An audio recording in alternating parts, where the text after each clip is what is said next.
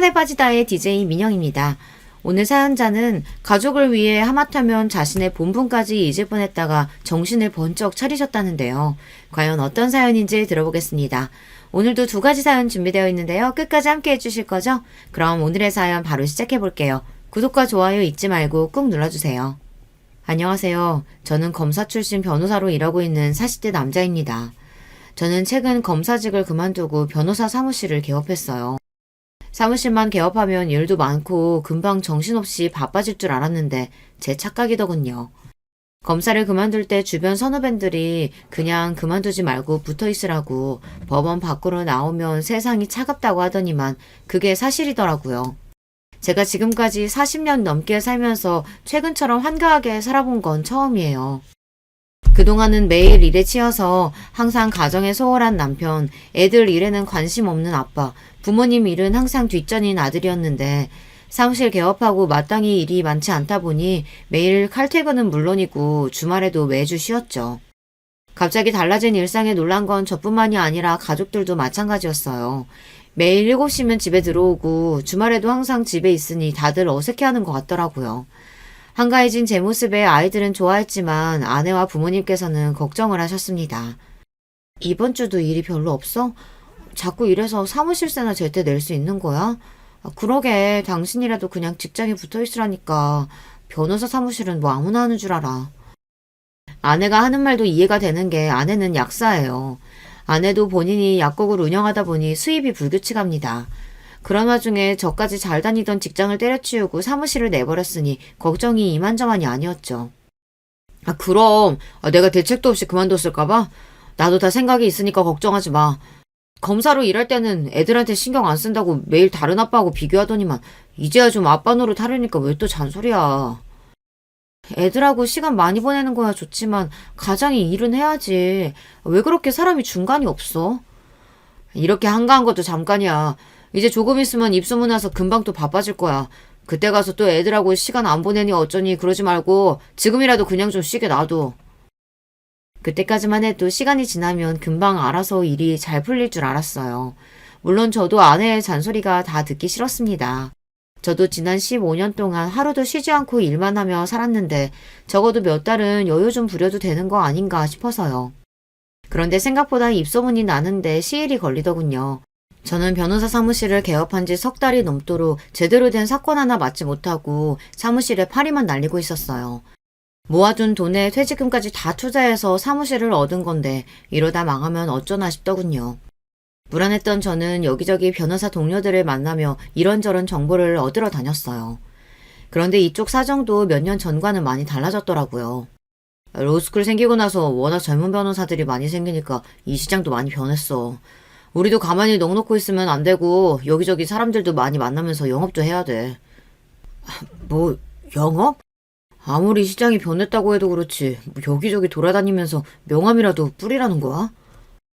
친구들의 이야기에 저는 놀라 말문이 막혔습니다.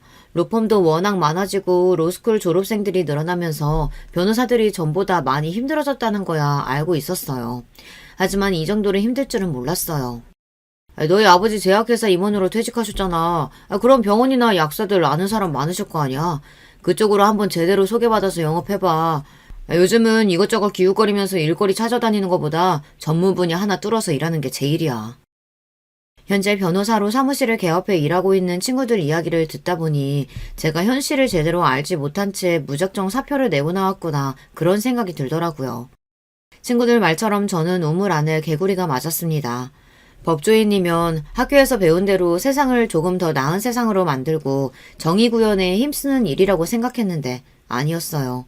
검사든 변호사든 처자식의 생계가 달린 일이니 먹고 살려면 뭐든지 해야 하죠.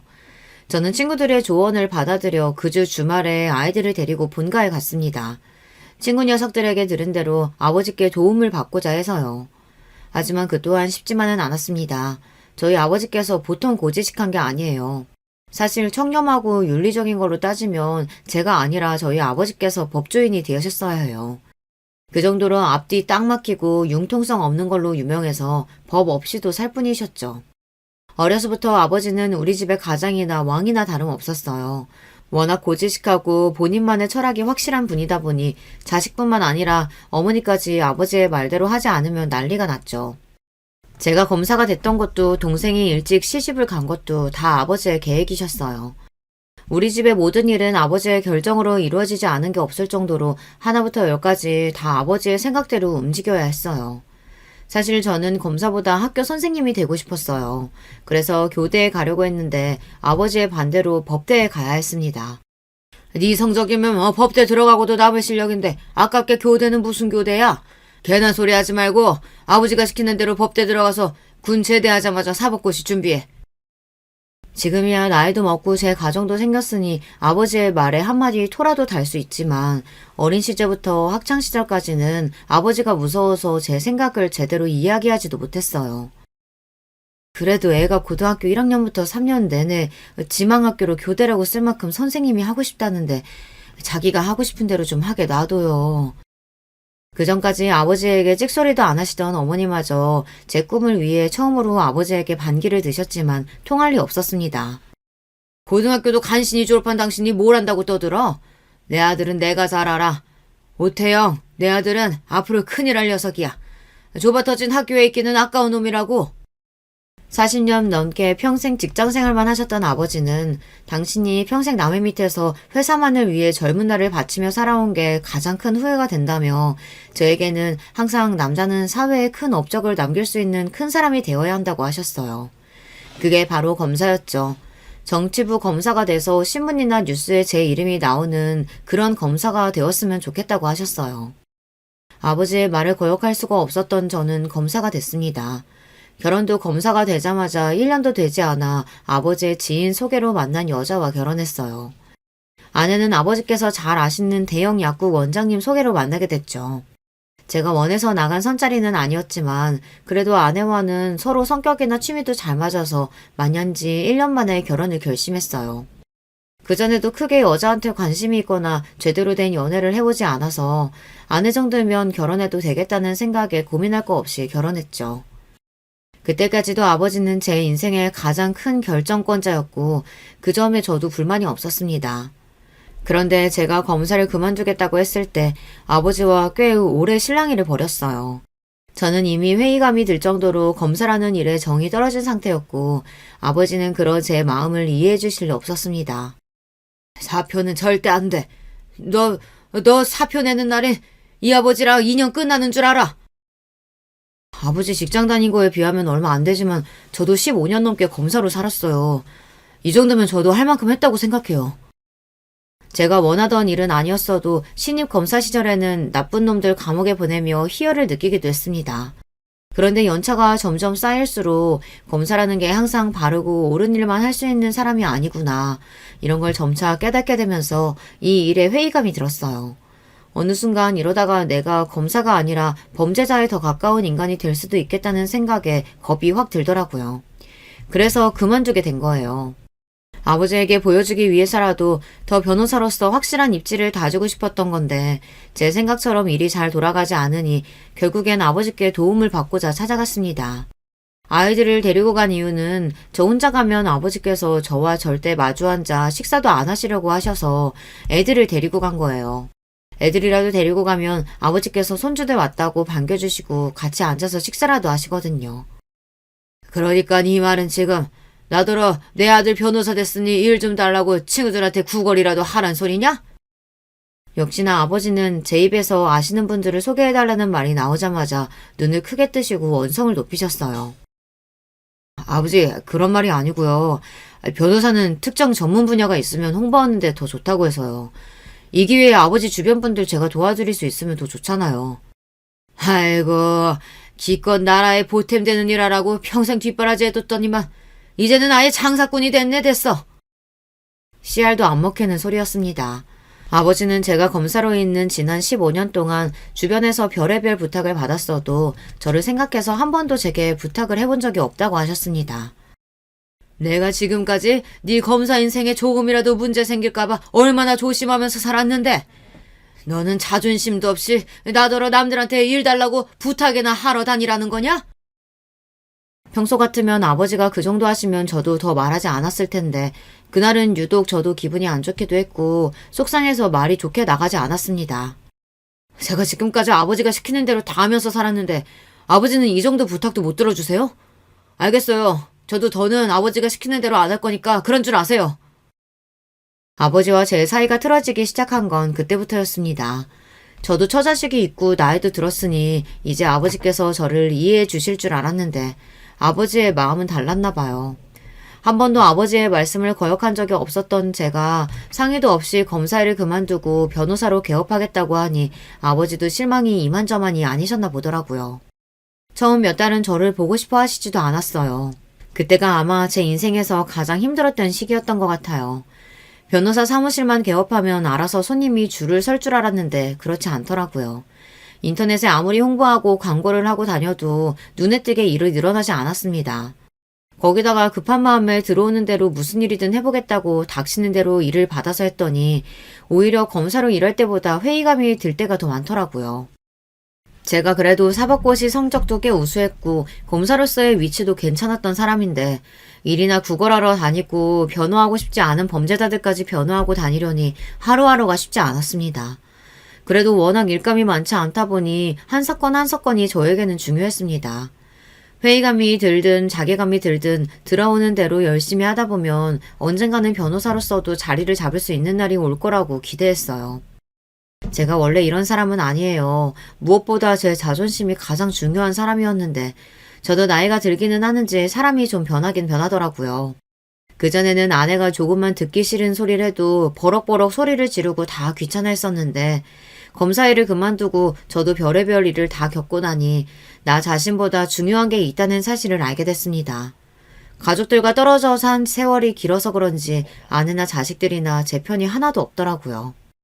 한 번은 이런 적이 있었어요. 한참 변호사 사무실에 일이 없어서 혼자 우울해서 술을 먹고 대리를 해 집 주차장에 도착했습니다. 제가 깨워도 계속 안 일어났는지 대리기사가 저를 차에 둔 채 돌아갔더라고요. 제가 잠에서 깼을 때가 새벽 1시가 넘었었어요. 저는 놀라서 핸드폰부터 확인했는데 저에게 걸려온 전화가 하나도 없더라고요. 순간 마음이 울컥할 정도로 좋지 않았습니다. 남편이자 아버지가 연락도 없이 새벽 1시가 될 때까지 집에 들어오지 않았는데 어떻게 아내도 아이들도 전화 한 통을 안 할 수가 있나 싶어서요. 마음속으로는 너무 서운했지만 티를 낼 수가 없었습니다. 별거 아닌 일에 남자가 너무 쪼잔하게 구는 것 같아서요. 그런데 더 충격적이었던 건 그 다음 날이었습니다. 새벽에 들어가 샤워까지 하고 잠이 들었는데 다음날 아무도 저에게 어제 몇 시에 들어왔는지 물어보지 않더라고요. 순간 저도 모르게 기분이 상해서 혼자 괜히 궁시렁거리게 됐어요. 아빠가 어제 저녁에 늦게 들어왔는데 어떻게 한 놈도 연락을 안 할 수가 있어? 당신도 그래. 남편이 새벽까지 안 들어왔는데 잠이 와? 쪼잔해 보일까봐 서운한 티를 최대한 안 내려고 했는데 결국은 제 입으로 이야기하고 말았어요. 그런데 아내와 아이들의 반응이 오히려 놀라웠습니다. 이 사람이 새삼스레 왜 이래? 결혼하고 지금까지 10년 넘게 같이 사는 동안 당신이 언제 나한테 몇 시에 들어왔냐, 몇 시에 잤냐 한 번이라도 물어본 적 있어?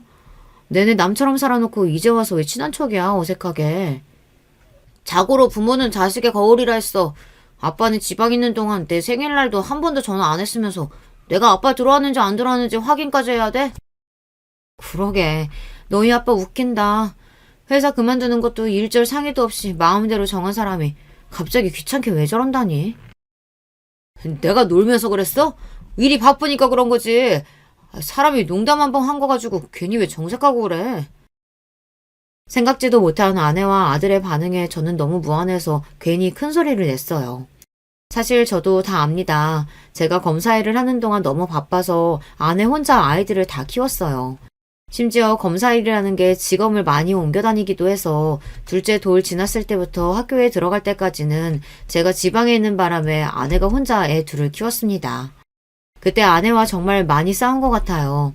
주말에도 일이 많으면 올라오지 못해서 2주에 한 번 집에 올까 말까였는데 오랜만에 만나서도 얼굴만 보면 서로 싸워서 한 번은 제가 한 달 동안 집에 안 올라온 적도 있었어요. 그런데 그때 하필이면 둘째가 열감기가 심하게 걸려서 아내가 혼자 고생했나 봐요. 그때부터였던 것 같아요. 아내가 저를 남보듯 하기 시작한 게요. 아빠, 그냥 할 말 없으면 말하지 마.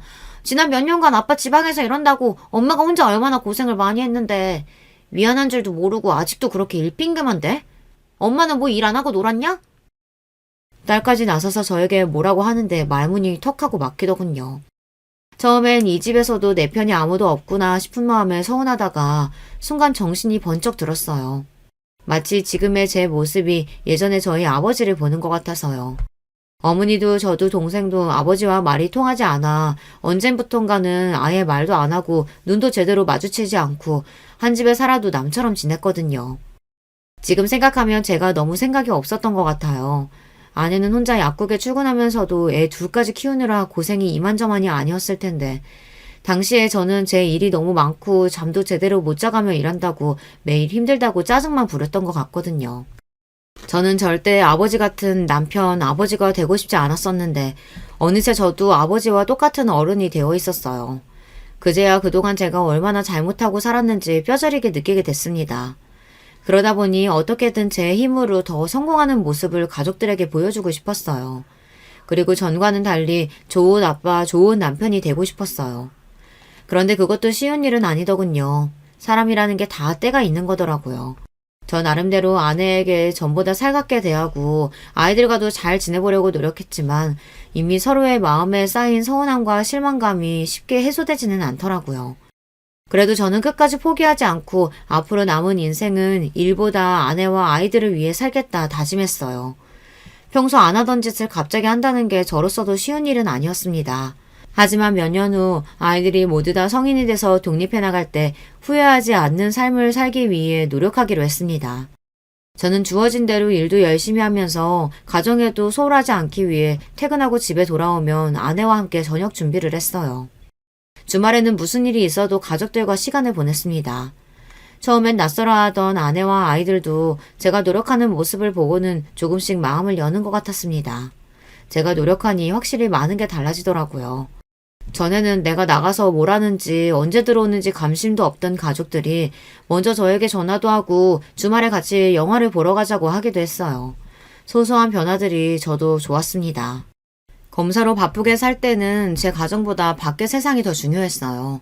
말도 못하는 아이들에게 신경 쓰는 것보다 하루라도 빨리 검사로서 인정을 받는 게 더 중요한 제 목표라고 생각하고 살았습니다.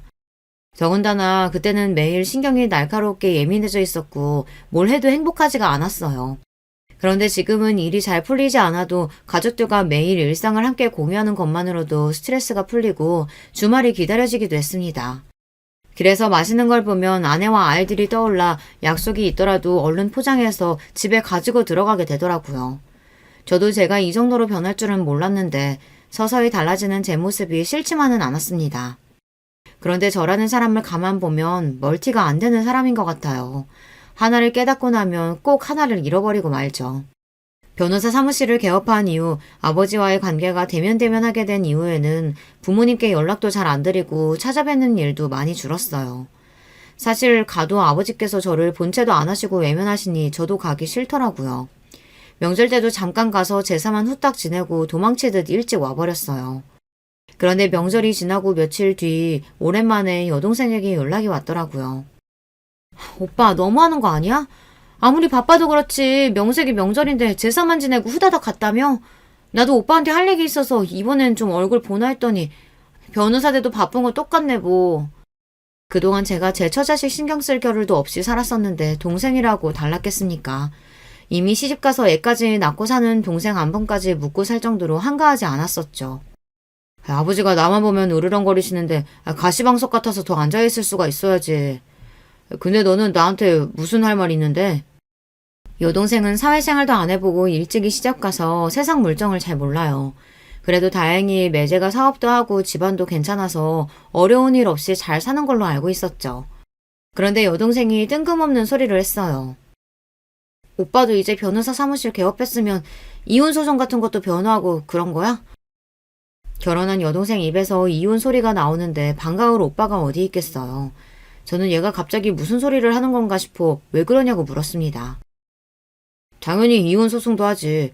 근데 네가 이혼 소송은 왜 궁금해하는데? 엄마한테 듣기로는 김서방이 매일 술만 많이 먹고 다닌다던데 혹시 무슨 문제 있어? 아니 문제는 무슨 그냥 친구 중에 물어보는 애들이 있어서 물어봤어. 나중에 만나면 다시 물어볼게. 싱겁기는. 오빠 요즘 엄청 열심히 일하고 있으니까 주변에 변호사 필요하다는 사람 있으면 무조건 소개해. 참, 매제는 사업 잘 돼가지? 매제한테도 사업하는데 힘든 점 있으면 바로 연락하라고 하고. 그 사람이 하는 일이야 항상 똑같지 뭐. 그리고 오빠, 아버지 요즘 소화도 자꾸 안 된다고 하시고 두통도 심하다고 해서 다음 주에 검사 받으려고 병원에 예약해뒀어. 시간 나면 한번 찾아뵙던지 전화라도 드려. 명절이라고 며칠 전에 다녀왔는데 뭘 또 가. 그리고 아버지가 머리 아프다고 하는 게 뭐 하루 이틀이야. 우리 마음에 안 드실 때마다 머리 지끈지끈하다고 원래도 진통제 달고 사시잖아. 그랬습니다. 바로 며칠 전 명절에 갔을 때도 저에게 일은 좀 많냐고 물으시길래 이제 조금씩 늘어나고 있다고 했더니만 양손으로 머리를 부여잡으시면서 짜증부터 내셨어요. 저 때문에 속이 답답해서 죽겠다고요. 그러게 그냥 직장에 붙어있다가 때 되면 승진해서 부장 되면 얼마나 좋아. 왜 괜한 고생을 사서 하는지 내가 요즘 너만 생각하면 잠도 안 오고 머리가 깨질 것 같다. 남들은 아들이 변호사라고 하면 좋아서 여기저기 자랑하고 다니는데 아버지는 왜 자꾸 그러세요? 검사든 변호사든 제가 다 알아서 잘하고 있으니까 괜한 걱정하지 마세요. 저만 보면 듣기 싫은 소리를 하시니 저도 더는 듣기 싫어서 아버지와 대화하고 싶지 않았어요. 동생이 아버지를 모시고 병원에 간다는 이야기도 분명히 듣기는 했지만 동생이 알아서 하겠거니 하고 일절 신경 쓰지 않았습니다. 그런데 며칠 뒤 생각지도 못한 일이 벌어졌어요. 아버지께서 동생과 병원에 가기 며칠 전 혼자서 새벽 기도를 하러 가시다가 길에서 쓰러지셔서 급하게 병원으로 실려가셨어요. 아버지의 검사 결과는 좋지 않았습니다. 원래도 당뇨가 있으셨는데 신부정 증상이 있다고 바로 입원해야 한다고 했대요. 그런데 아버지께서 입원하신 지 하루 만에 발작을 일으켜 응급수술을 하던 중 돌아가셨습니다. 정말 하늘이 무너진다는 말이 바로 이런 상황을 두고 하는 말이더군요. 저는 우리 아버지만큼은 분명 100살까지 사실 줄 알았어요. 언제나 호랑이처럼 꼿꼿하시고 무서웠던 아버지께서 이렇게 허망하게 가실 줄은 정말 생각도 못했습니다. 저는 도대체 무슨 정신으로 장례를 치렀는지 모르겠어요. 아버지가 돌아가셨다는 게 장례가 끝날 때까지 믿기지 않아 내내 멍한 상태로 있었죠. 어머니도 동생도 혼절할 정도로 충격을 받아 장례식장은 온통 물음바다였어요. 장남인 제가 누구보다 강하게 어머니와 동생을 챙겼어야 했는데 저조차도 충격에 휩싸여 아무것도 하지 못했어요. 그때 아내와 아이들이 있어서 천만다행이라고는 생각이 들었습니다. 아내는 저는 물론 어머니와 동생까지 살뜰하게 챙겼어요. 거기다가 아직 어리다고만 생각했던 아이들도 어느새 제 옆에 서서 제 손을 잡고 의젓하게 조문객을 맞았습니다. 저는 제 가족을 위해서라도 정신 똑바로 차려야겠다고 생각하고 고개를 흔들어 정신을 차렸습니다. 제 인생을 통틀어 그날이 아마 가장 후회되는 순간이었던 것 같아요. 그동안 저는 제가 잘난 인간인 줄 알았습니다. 무엇보다 강하고 무엇보다 단단한 사람인 줄 알았어요. 그런데 아니었습니다. 저는 한없이 모자라고 부족한 사람이었어요. 이 나이 먹고도 아버지에게 제대로 말 한마디 하지 못해서 대면대면한 상태로 해결되지 않은 숙제를 떠안은 채 아버지를 떠나게 했습니다. 화가 났어도 자존심이 상했어도 조금만 참고 아버지와 차분하게 이야기를 나눴어야 했는데 매일 도망만 다니고 회피했던 제가 무엇보다 싫었습니다. 아버지께서 돌아가시고 나서 저는 많은 생각을 했습니다. 평소 아버지와 사이좋은 부자관계로 지냈던 건 아니었지만 그래도 저도 슬슬 나이가 드니 같은 가장으로서 아버지의 마음이 전부는 아니어도 이해가 되긴 되더라고요. 당시에는 아버지도 모두 다 저희를 위해서 내린 결정이었을 거예요. 가족을 누구보다 아끼고 사랑하지만 그들을 진심으로 위하는 방법을 잘 모르셨던 것뿐이었죠. 아버지 유품을 정리하던 중 아버지께서 돌아가시기 전까지 적으시던 일기장을 찾았어요. 아버지께서 남기신 일기장을 읽으면 읽을수록 이게 정말 우리 아버지가 적은 게 맞나 싶었습니다. 그 정도로 아버지가 적은 내용이 아닌 것 같았어요. 일기장에는 온통 가족들을 걱정하고 위하는 마음이 그대로 담겨 있었습니다. 아내고 딸이고 둘 다 마음이 약하고 여려서 걱정이다. 그래도 아들이 있어서 다행이다. 언제나 똑똑하고 현명한 우리 아들이 어련히 알아서 아내와 태미 잘 챙길 거라 믿는다. 평생 엄마나 여동생에게 말이나 행동 모두 다정하게 구신 적도 없는 아버지였지만 그래도 항상 마음으로는 걱정하고 계셨는지 돌아가시기 직전까지 어머니와 동생을 걱정하시며 제가 알아서 잘 할 거라고 믿고 계시더라고요. 아버지의 일기장은 저의 보물 1호가 됐습니다. 아버지와 제 사이에 정이라고는 없다고 생각했었는데 그 일기장을 보고 나서는 아버지께서 저를 얼마나 소중하게 생각하셨는지 알겠더라고요. 아버지의 일기장이 효과가 있었던 게 그 전에는 나 사느라 바빠서 어머니나 동생을 돌봐야겠다는 생각조차 안 했었는데 그래도 아버지 돌아가시고 나서는 확실히 전보다 어머니나 동생이 마음이 쓰이긴 쓰였어요. 아버지 말대로 엄마나 동생 둘 다 저랑 달리 마음도 약하고 힘든 일이 있어도 잘 말을 안 하는 성격이라 제가 더 자주 챙기려고 노력했죠. 그러던 중 생각지도 못한 일이 벌어졌습니다. 그날은 어머니 생신이 지난 지 며칠 되지 않았을 때였어요. 아버지가 돌아가시고 나서 처음으로 맞는 어머니 생신이라 이래저래 마음이 쓰여서 가족들 모두를 우리 집으로 초대했어요. 어머니도 처음엔 아버지 돌아가신 지 얼마나 됐다고 생일을 챙기냐고 하셨지만 막상 집에 모두 모이니 어머니도 덜 우울해하시고 손주들 재롱에 미소도 지으셨습니다. 어머니도 어머니였지만 그날 여동생이 더 신경 쓰였던 게 동생 얼굴이 너무 좋지 않았어요. 원래도 입이 짧고 먹는 걸 즐겨하지 않는 애라 워낙 몸도 마르고 잔병치레도 달고 사는 애예요. 평소에도 컨디션이 좋을 때보다 좋지 않을 때가 많은 앤데 그날은 유독 말도 없고 힘도 없는 게 걱정이 되더라고요. 그래서 며칠 후 회사 근처에서 동생이 좋아하는 빵을 사서 퇴근길에 잠깐 들렸어요. 여동생이 다른 건 몰라도 어려서부터 빵이라면 자다가도 벌떡 일어났거든요. 일이 늦어져서 시간이 늦었길래 빵만 잠깐 주고 가려던 참이었습니다. 그런데 초인종을 눌러보니 조카가 나오더라고요. 늦은 시간인데 동생이랑 매제 둘 다 집에 없다네요.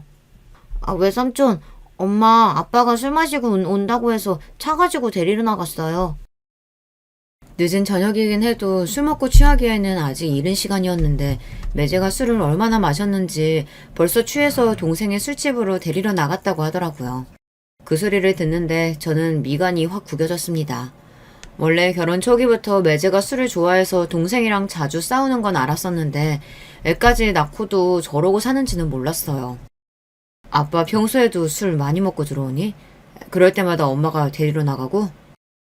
오늘은 아빠가 지갑 주고 나갔다고 엄마한테 돈 가지고 나오라고 하신 거고 평상시엔 우리 잠들어야 들어와요. 아빠가 너무 시끄럽게 해서 자다가 깨기는 하지만. 아빠가 술 먹고 오면 지하 못 자게 시끄럽게 해? 나도 못 자긴 하는데 엄마는 아예 자지도 못하게 아빠가 매일 소리 지르고 혼내요. 돈 아껴 쓰라고 카드도 막 뺏고. 어른으로서 조카한테 부부 사이 일을 꼬치꼬치 물어보지 말았어야 했는데 저도 모르게 제 동생이 안쓰럽고 걱정이 되니 절로 질문이 쏟아지더군요. 시간이 꽤 늦고 조카가 하품하며 졸려하는데도 동생이 돌아오지 않길래 제가 방에 들어가 조카를 재우고 나왔습니다. 그때였어요. 동생이랑 매제가 도착했는지 현관문을 열고 들어오더군요. 저는 자리에서 일어나 현관으로 나가려고 했어요. 그런데 그때 생각지도 못한 소리를 듣고야 말았습니다. 내가 너 이럴 줄 알았어. 카드 내역 확인 안 했으면 어쩔 뻔했어. 남편은 하루 종일 나가서 개고생해서 돈 버는데 마누라라는 건 말도 안 하고 엄마 생일 선물로 30만 원을 써? 네가 생각이 있는 년이야 없는 년이야? 여보 그만해요. 애도 아직 안 잘 텐데 보기라도 하면 어쩌라고 이래요. 찰싹. 순간 저는 제가 잘못 들은 줄 알았습니다. 하지만 이 목소리는 분명 매제가 맞았어요. 매제는 제 동생이 어머니 생신 선물로 30만 원짜리 가방을 샀다는 이유로 막말을 퍼붓고 뺨까지 때리는 것 같았습니다. 저는 순간 이성의 끈이 뚝 끊어졌어요. 저는 생각할 것도 없이 그대로 현관으로 나가 언성을 높였습니다. 자네 지금 뭐 하는 거야? 설마 내 동생 얼굴에 손 찍어만 거야? 형님, 여기는 무슨 일로 연락도 없이 어떻게 오신 거예요? 매제도 제 얼굴을 보자마자 술이 깨는지 눈이 동그래져서 놀란 눈으로 저를 쳐다보더군요. 동생도 놀라기는 마찬가지였어요. 뺨을 손으로 어루만지며 눈물이 가득 고인 눈으로 저를 바라보더라고요. 순간 저는 눈이 획 돌아버렸습니다. 형님 같은 소리 하네. 난 그깟 30만 원 때문에 아내 뺨치는 놈이랑은 형님 매제할 생각 없으니까 입 닥쳐. 태미, 너 지금 당장 짐 싸. 우리 집으로 가게. 형님. 제 말 좀 들어보세요. 형님이 무슨 소리 들으셨는지는 모르겠지만 장모님 선물 때문만 이런 건 아니고요. 이 여자가 카드값이 나와도 너무 많이 나오니까 제가 한 소리 한 거예요. 한 소리? 어떤 남편이 한 소리 한다고 아내 몸에 손을 대? 자네 사람 잘못 건드렸어. 내가 가면 안 될 거니까 그런 줄 알아. 매제가 남편감으로 좋은 놈이 아니라는 거 정도는 처음부터 알고 있었습니다. 하지만 제가 할 수 있는 일은 없었어요. 아버지께서 여자는 무조건 돈 많은 집에 시집가야 한다고 해서 매제에 대해 잘 알지도 못하는 상태에서 집안만 보고 동생이랑 선보기해서 결혼시켰거든요. 매제 아버지가 몇 년 전 아버지께서 제약회사에 있을 때 회사에 투자했던 투자자 중 한 사람이에요. 업계에서도 현금 많은 걸로 유명한 집안이라고 하더라고요. 그것만 믿고 동생을 시집 보낸 건데 동생이 결혼하고 나서부터 지금까지 옆에서 지켜보면서 저는 동생이 행복해 보인다고 느낀 적이 없었어요. 하지만 저도 못된 게 그동안은 크게 신경 쓰지 않았습니다. 부부라는 게 원래 다들 그런 거라고 생각했으니까요. 저도 선봐서 한 결혼이었지만 그래도 1년 연애하고 서로 좋아서 결혼해 자식도 낳고 살다 보니 미운정 고운정 다 들어 이제는 싸우지도 않고 살아요. 저는 막연하게 동생도 그런 줄 알았습니다. 그런데 제가 잘못 알고 있었더군요.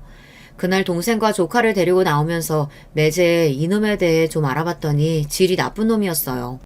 심지어 동생 몸에 손을 댄 게 그날이 처음이 아니래요.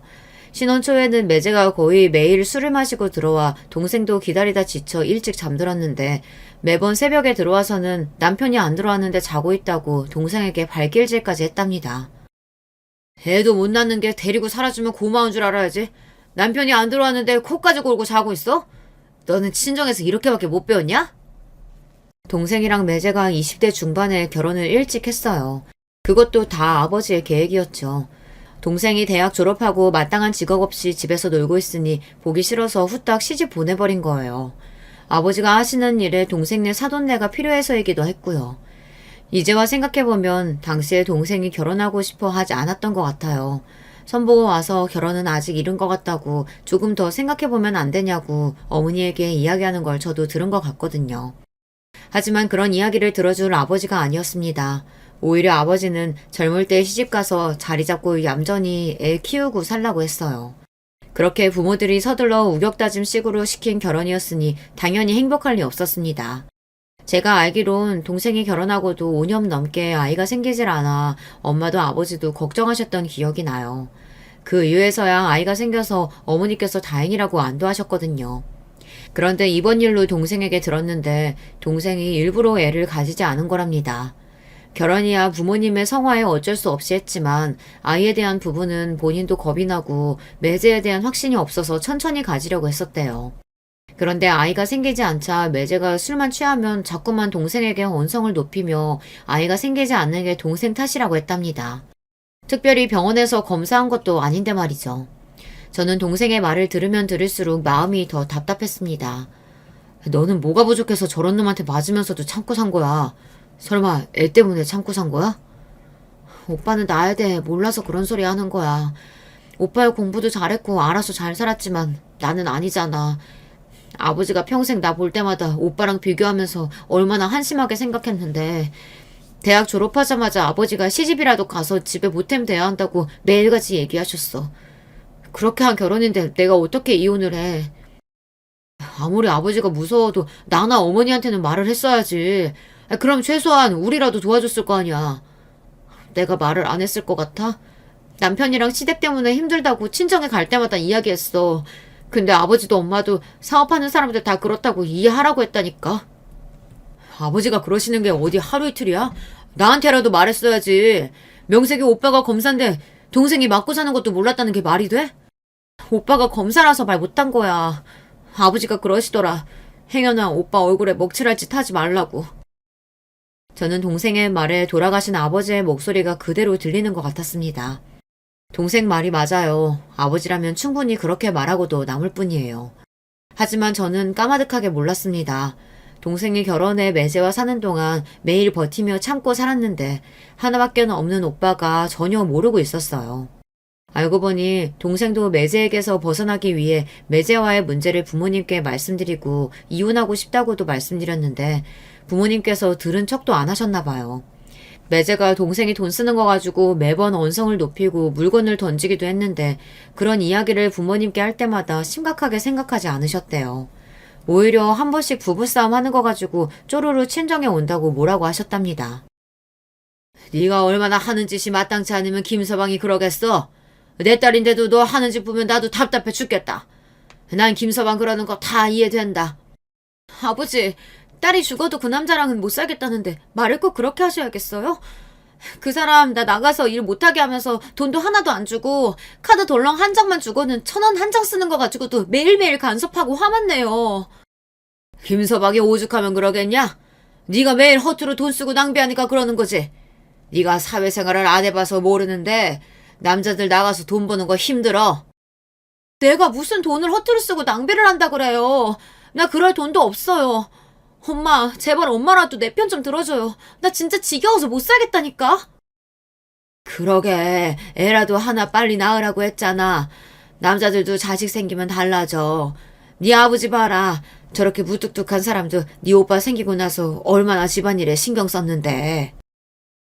누가 보다도 저도 잘 압니다. 우리 부모님이 얼마나 말이 안 통하고 답답한 분들인지 말이죠. 동생이 혼자 얼마나 마음고생했을지 제가 너무 늦게야 알아버렸어요. 평생 내 편이어야 할 부모님마저 동생을 외면했으니 동생도 결국은 포기하고 잔뜩 기가 죽어서는 매일 당하고만 산 거예요. 저도 이제야 알게 된 거고요. 더군다나 동생이 모든 걸 포기하고 싶었던 순간 조카가 생겼답니다. 동생은 눈에 넣어도 아프지 않을 조카를 위해서라도 조카가 다 자랄 때까지만 아이만 생각하며 살자. 그렇게 그때부터 영혼은 없이 유령처럼 매제가 시키는 대로 매제가 원하는 대로 해주며 살았답니다. 저는 들으면 들을수록 매제가 한 짓이 괘씸해 참을 수가 없었어요. 며칠 뒤 저는 야심차게 준비한 복수를 매제하게 하기 위해 마음을 단단히 먹고 있었습니다. 매제도 양심에 찔리는 게 있기는 한 건지 제가 동생과 조카를 데리고 그 집을 나와 우리 집으로 오고 나자 매제는 매일같이 저에게 전화해댔어요. 형님, 제발 제 말 좀 들어주세요. 절대 그 사람 말만 듣고 저 판단하시면 안 된다니까요. 나 바로 몇 개월 전까지 검사였고 지금은 변호사야. 설마 내가 한쪽 말만 듣고 상황 판단할 것 같아? 자네는 명백히 가해자야. 그러니까 얌전히 기다려. 조만간 소장 집으로 날려줄 테니까.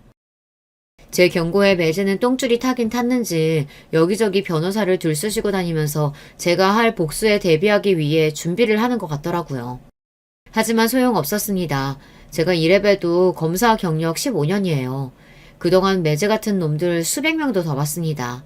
자기 능력은 없고 아버지 빽만 믿고 살던 놈들 하는 짓이야 뻔히 다 알아요. 저는 먼저 증거를 수집해 이혼 소장을 먼저 보냈어요. 물론 매제도 그 정도야 예상하고 있었을 거라는 걸 저도 알고 먼저 보낸 거예요. 진짜 이벤트는 그 뒤에 있을 예정이라서요. 역시나 매제는 자기 아버지 뒤로 숨어서 대형 로펌의 유명한 변호사를 고용했더라고요. 그래놓고 본인은 동생을 때리거나 괴롭힌 적이 없다고 딱 잡아댔어요. 거기다가 제 동생은 결혼 생활 내내 아이 낳는 거 말고는 보탬이 된 일이 하나도 없다면서 양육권까지 가져가려고 했어요. 원래 이혼 소송이라는 게 몇십 년 같이 산 부부들도 서로를 바닥까지 끌어내리는 일입니다. 그러다 보니 미리부터 동생에게 각오 단단히 하라고 했어요. 무서우면 지금이라도 이야기해. 나는 이 소송 시작하면 절대 그냥은 안 끝낼 거니까. 너 이혼시켜서 애 데려오는 건 물론이고 그 자식 쫄딱 망하게 만들 거야. 오빠, 내가 이런 애를 얼마나 꿈꿨는지 알아? 평생 꿈만 꾸고 절대 이루어질 수 없는 일이라고 생각했는데 그 인간에 대해 이혼 소장 보낸 것만으로도 얼마나 행복한 줄 몰라. 동생은 매제와 사는 동안 매일 꿈꿔왔던 일이랍니다. 매제와 헤어질 수만 있다면 뭐든지 할 수 있다고 했어요. 그 모습을 보는데 마음이 아팠습니다. 그동안 동생이 얼마나 마음 졸이며 위축돼서 살았으면 저런 소리를 할까 싶어서요. 이혼 소송은 시작에 불과했습니다. 결혼 생활 동안 제 동생을 아무것도 못하게 집에 잡아두고 생활비도 제대로 주지 않은 증거는 진작에 확보했어요. 매제가 동생을 때린 증거를 찾기 어려워서 고민하던 중 동생이 했던 말이 번뜩 떠올라 바로 근처 병원에 가서 CCTV 영상을 확보했습니다. 얼마 전 매제가 술에 취해 소리를 지르며 던진 잔에 동생이 맞아서 팔에 상처가 생겨 병원에 다닌 적이 있다고 했거든요. 그런데 매제 이 나쁜 새끼가 혹여나 동생이 병원 다니면 본인이 동생에게 손댄 증거가 남기라도 할까봐 병원에 못 가게 했나 보더라고요. 그런데 동생이 집에서 치료를 하다 안 돼서 매제 몰래 병원에 가기는 했나 봐요. 그런데 뒤늦게 동생이 병원에 갔다는 걸 알게 된 매제 새끼가 병원에서 치료받고 나오는 동생의 머리채를 잡았다고 했습니다. 혹시나 하는 마음에 병원에 찾아갔는데 다행히도 병원 에스컬레이터 앞에 CCTV가 있어서 영상을 그대로 다 찍혀 있더라고요. 그렇게 매제의 귀책 사유를 입증한 동생은 이혼 소송에서 이길 가능성이 커졌어요. 그러던 중 조카의 양육권만은 뺏길 수 없었던 매제 쪽 변호사가 계속해서 양육권을 주장하고 있었어요. 그 순간 제가 준비했던 진짜 이벤트가 시작됐습니다. 제가 처음 계획한 대로 매제를 쪽딱 망하게 할 생각이었거든요. 사실 매제네 집안이 뭐라는 집안인지는 저도 결혼 전부터 알고 있었어요. 그래서 더 매제가 마음에 들지 않았지만요. 아버지께서 쉬쉬하시는 바람에 저도 애써 신경 쓰지 않으려고 했던 거죠. 매제네 집안이 지금은 집안 곳곳에서 모텔이랑 호텔 사업을 크게 하지만 원래는 지방에서 술집을 몇십 개씩 하던 집안이었어요. 흔히들 말하는 룸살롱을 운영하다 불법 영업담 속에 여러 번 걸려서 싹 다 접고 모텔 사업으로 변경한 거예요. 원래도 돈이며 인맥이 많았던 집안이다 보니 아버지께서 여러모로 도움이 되겠다 싶어 그런 집에 동생을 시집 보낸 거예요.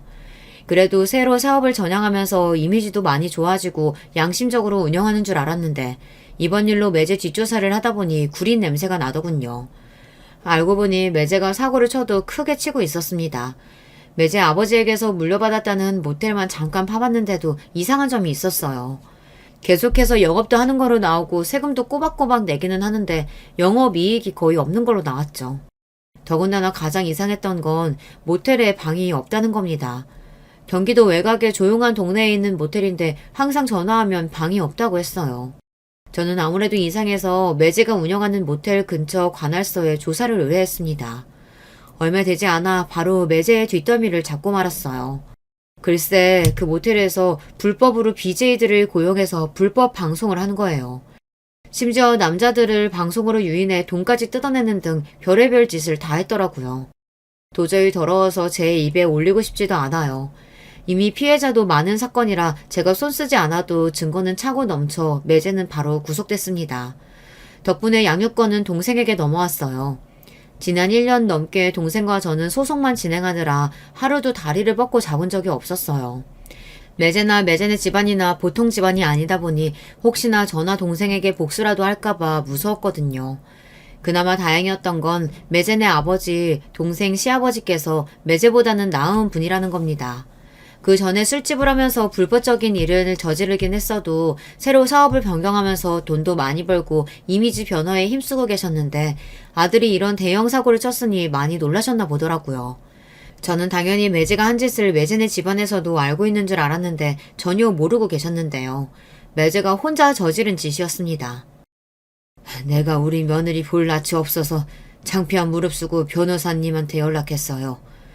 사돈이 돌아가시면서 내 딸 잘 부탁한다고 그렇게 부탁했는데 내 자식 놈이 이런 짓까지 저질렀으니 앞으로 내가 죽어서도 사돈 얼굴을 볼 수가 없네요.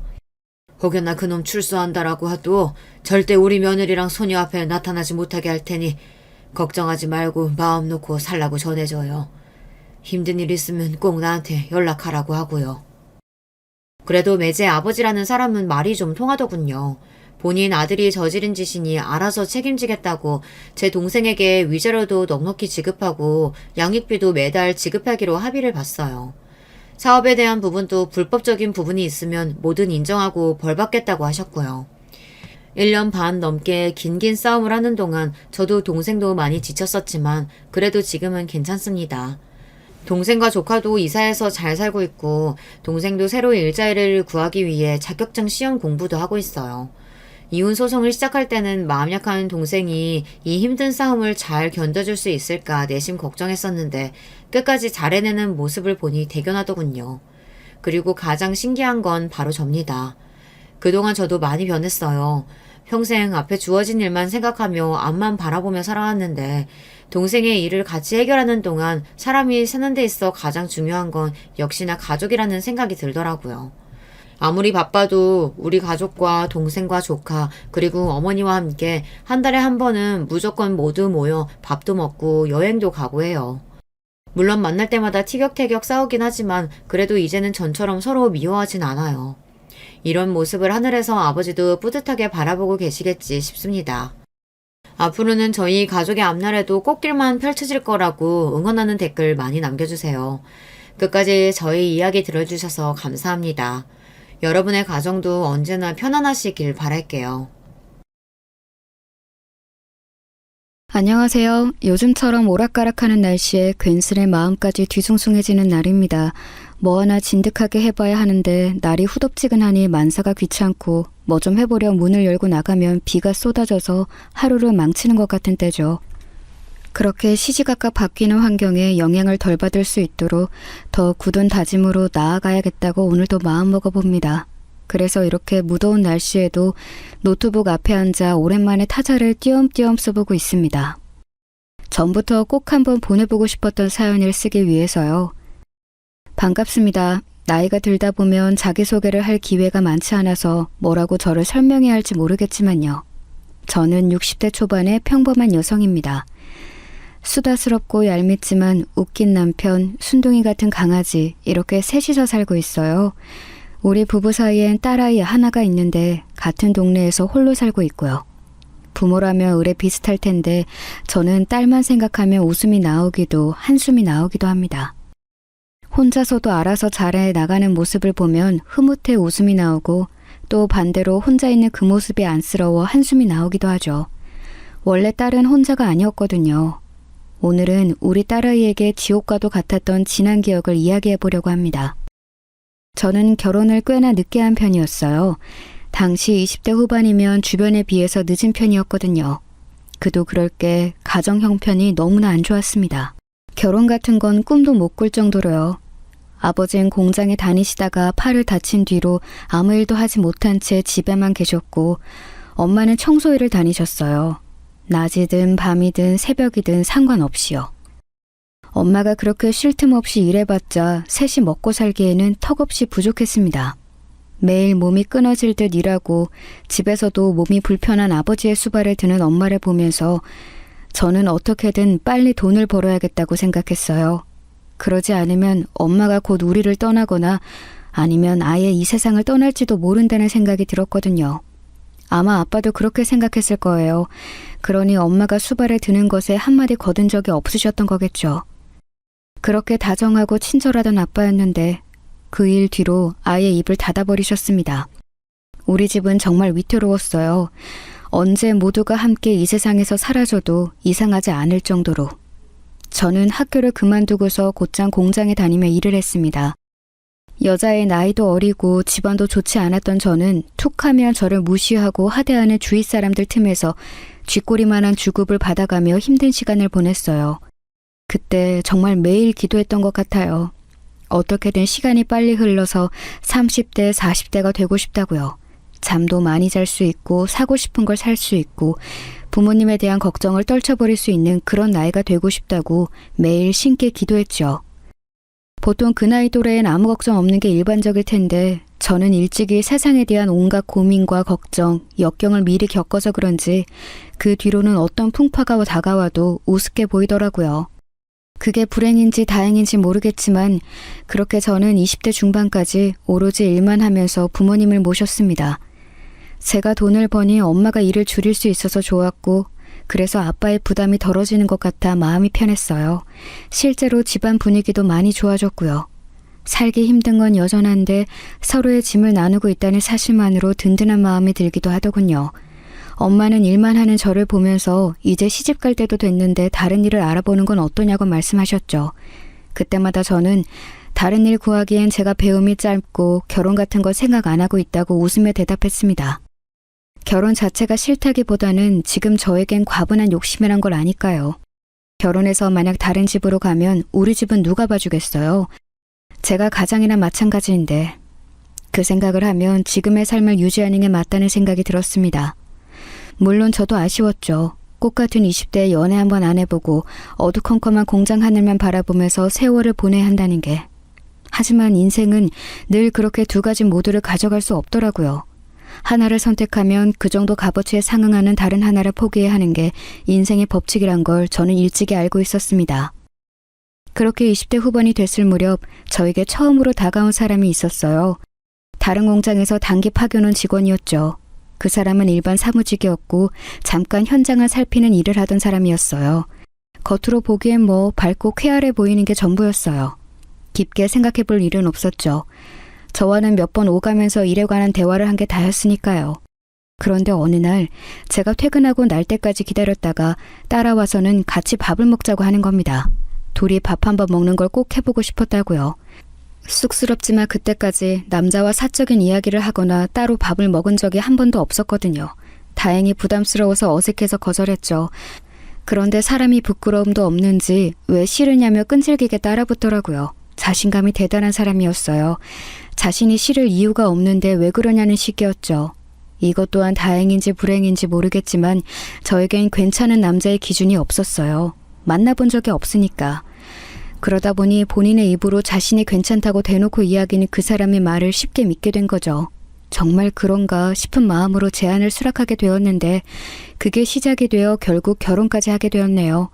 그야말로 번갯불에 콩 구워 먹듯이 했죠. 알고 보니 남편은 저보다 한 살이 어리더라고요. 머리에 피도 안 마른 조그만 놈이 그렇게 와서 치댄 거였죠. 어이가 없어서. 나이를 알고 결혼이 망설여졌지만 남편은 뭔가 확신이 든다고 했어요. 저와 달리 남편은 여러 사람을 만났었고 결혼에 대한 생각도 늘 진지하게 하고 있었다고 했거든요. 믿어도 될진 모르겠지만 저를 만나고서 처음으로 가정을 꾸리고 싶다는 생각을 했다는 겁니다. 그 말에 홀라당 넘어가 버려서 결혼까지 하게 된 거죠. 뭐 미우나 고우나 지금까지 함께 살고 있지만요. 가끔 가만히 생각해보면 그때 그 말이 아예 거짓말은 아니었다는 걸 알아요. 남편은 제 생각보다 더 가정적이고 다정한 사람이었거든요. 부어라 마셔라 술을 먹는 타입도 아니고 담배도 피지 않고 친구도 별로 없어서 외출이 잦은 편도 아니었어요. 일이 끝나면 곧장 집으로 달려왔고 주말엔 저와 함께 시간을 보내기 위해 노력하는 사람이었어요. 물론 싸우기도 싸우고 여러 가지 문제가 안 맞아 다툴 때도 많았지만요. 그럼에도 함께 있으면 즐겁고 평생 그럴 거라는 믿음을 주는 사람이었습니다. 그렇게 신혼을 보내다가 30이 되었을 무렵 아이를 갖게 되었습니다. 당시 친정 부모님이 정말 많이 좋아하셨어요. 몰랐는데 사실 손주를 엄청 보고 싶어 하셨더라고요. 제가 부담을 가질까봐 말을 안 하셨지만 결혼을 하게 된 것도 아이를 갖게 된 것도 정말 다행이라고 천운이 따라줬다고 말씀하실 정도로 바라던 일이셨나 봐요. 그래서 저도 정말 많이 기뻤어요. 비록 아이가 5살이 되기도 전에 두 분 다 세상을 떠나셨지만 그 품에 아이를 안겨드릴 수 있었던 것만으로 다행이라고 생각합니다. 물론 아직도 가끔씩 딸아이가 훌쩍 커서 어느새 어엿한 어른 모습이 된 걸 보면서 우리 엄마 아빠가 보면 얼마나 좋아하셨을까 하는 생각이 들기도 합니다. 잘 자란 손녀를 보면 참 기특해 하셨을 텐데 부모님이 세상을 떠난 나이를 제가 훌쩍 넘기고 보니 오히려 더 자주 생각이 납니다. 그렇게 평생을 내내 고생만 했는데 뭐가 그리 급하다고 일찍 가셨을까 싶어서요. 원망도 되고 안쓰럽기도 하고 서글프기도 하지만 인생은 원래 그런 거겠죠. 아이를 키우면서는 시간이 어떻게 흘러갔는지 모르겠어요. 어릴 적 내일 아침에 눈 뜨면 40이 되길 바랐는데 말이죠. 그 꿈이 정말 실현된 것만 같았어요. 어느 날 눈을 떠보니 제가 40이 훌쩍 넘어 있더라고요. 그게 다 아이를 키우면서 시간 개념이 사라진 것 같아요. 아이를 보는 고단함에 아이가 크는 걸 보는 즐거움에 아이가 내 마음처럼 되지 않을 속상함에 하루하루를 보내다 보니 어느새 거울 안에 저는 주름이 가득해진 중년의 모습이었습니다. 남편 또한 어느새 배 나온 중년의 남성이 되었고요. 그 모습이 밉지 않고 애틋한 걸 보니 함께 늙어간다는 게 이런 거구나 싶었네요. 아이는 어느새 교복을 입는 나이가 되었고 말로만 듣던 사춘기, 질풍노도의 시간까지 무사히 잘 넘겨주었습니다. 사실 딸아이 자랑을 하자면 끝도 없어요. 눈에 넣어도 안 아플 것 같다는 말이 실제로 가능하다는 걸 우리 아이를 보면서 알게 되었거든요. 딸은 어렸을 때부터 정말로 어름스럽고 신중하면서도 아이 같은 순수함이 있었어요. 한 가지 일화를 얘기하자면 어릴 적에 아이가 학원이 끝날 시간에 맞춰 데리러 간 적이 있었어요. 비가 갑자기 엄청 쏟아지기 시작해서 우산을 들고 서둘러 갔는데 학원 앞에 있어야 할 애가 안 보이더라고요. 이상해서 주위를 둘러보는데 학원 바로 옆 근처에서 나무를 파시던 할머니를 도와서 같이 짐을 정리하고 있더라고요. 우산도 없이 비를 맞아가며 급히 돕고 있는데 그 모습을 보니 마음이 찡하더라고요. 그래도 내가 애는 정말 잘 키웠구나 싶어서요. 시험을 잘 보고 온 것보다 숙제를 미리 한 것보다 훨씬 더 예쁘고 기특했죠. 그래서 저도 같이 가서 짐을 정리해드리고 나물을 왕창 사서 집에 돌아가 함께 오순도순 비빔밥을 해먹었던 기억이 나네요. 사실 우리 집 형편은 예전보다 나아지긴 했지만 그래도 여유로운 편이 아니었어요. 아이가 생긴 뒤 저는 일을 그만뒀고 남편 벌이로만 생활해서 넉넉지 않았고요. 애가 좀 컸을 때부터는 뭐라도 해야겠다 싶어서 마트 캐시어, 백화점 청소, 주방일 등 안 해본 게 없었어요. 그러다 정착한 게 목욕탕 세신사 일이었습니다. 일은 힘들었지만 그래도 재밌었어요. 처음 보는 사람들과 이야기 나누는 것도 그렇고 일을 하고 나면 개운하기도 하고요. 남편도 공장일을 그만둔 이후로 인쇄소를 열었고요. 무엇 하나 쉬운 일이 없었지만 그래도 정말 열심히 살아왔어요. 지쳐서 그만두고 싶을 때마다 저를 단단히 붙잡는 건 가족이었죠. 가족이 있으니까 가족을 위해서라도 더 악착같이 버티게 되더라고요. 우리 엄마도 그랬던 거겠죠. 매일 그렇게 초인적인 힘이 나올 수 있게 만든 이유가 가족이었다는 걸 알게 되니 어쩐지 엄마가 너무나 가련했어요. 힘이 돼서 남아있는 게 아니라 부양해야 할 가족이 있으니 남아있었다는 걸 이제야 이해하게 됐습니다. 그래서 일이 아무리 힘들어도 아이가 원하는 건 뭐든 해주고 싶었어요. 하고 싶은 공부, 하고 싶은 일, 먹고 싶은 걸 가정 형편 때문에 하지 못하는 상황만은 피하고 싶었습니다. 그래서 어릴 때부터 딸이 말하는 건 뭐든 들어주려고 했던 것 같아요. 보통 그렇게 오냐오냐 하면 버릇 잘못 든다고 하잖아요. 그렇지만 저희 딸은 그런 게 일절 없었어요. 받는 것에 기뻐하면서도 꼭 감사하다고 말할 줄 아는 아이였고 때로는 받는 걸 미안해하면서 본인이 더 잘하겠다고 말할 수 있는 아이였죠. 받는 걸 미안해하기만 하면 어려운 형편 눈치를 보는 것 같아 저도 마음이 불편했을 텐데 본인이 더 잘하겠다고 한층 더 나아가 답하는 아이를 보면 어찌나 대견하던지요. 게다가 이건 좀 다른 결의 자랑이지만 딸은 굉장히 미인이에요. 남편과 저는 키가 조그만한데 저희와는 다르게 아주 훤칠하고 또 시원시원하게 생겼죠. 고등학교 때 한번 친구들과 서울로 올라갔다가 연예기획사한테 캐스팅 명함을 받았다며 좋아했던 적도 있죠. 그때 제가 연예인 할 생각 없냐며 넌지시 물었거든요. 사실 그 나이 또래면 다들 연예인에 대한 꿈을 갖잖아요. 물론 딸이 원한다면 말리진 않겠지만 걱정이 되는 부분이기도 했죠. 그런데 딸아이는 연예인 자체엔 관심이 없다고 하더라고요. 대신 아이돌이나 가수들의 소속사에서 일해보고 싶다고 했어요. 컨셉이나 이미지 같은 걸 기획하는 그런 일을요. 딸은 일찍이 미적인 감각도 있다고 생각했고 뭔가를 창작하는 일임 잘 맞겠다 싶기도 했습니다. 마음속으론 그렇게 생각했지만 얘기하진 않았어요. 뭐든 잘해낼 거라 믿지만 그래도 공무원이 되거나 평범한 회사에 들어가는 게 더 낫지 않을까 싶은 제 안에 편견이 있었거든요. 이렇게 걱정하는 제 마음을 아는 건지 모르는 건지 우선 열심히 공부해서 좋은 대학에 가는 게 먼저라던 우리 딸. 아마 제가 갖고 있는 복 중에 가장 큰 건 자식 복이 아닌가 싶어요. 물론 이 말을 듣는 남편은 서운해하겠지만 그래도 뭐 사실인걸요. 세월은 눈 깜짝할 사이 또 한 번 흐르고 흘러서 어느덧 딸아이는 성인이 되고 직장에 들어가게 되었습니다. 마냥 애로만 있어줄 줄 알았는데 어느새 어른이 되어 부모의 품을 떠나 다른 지역에서 혼자 살게 되었어요.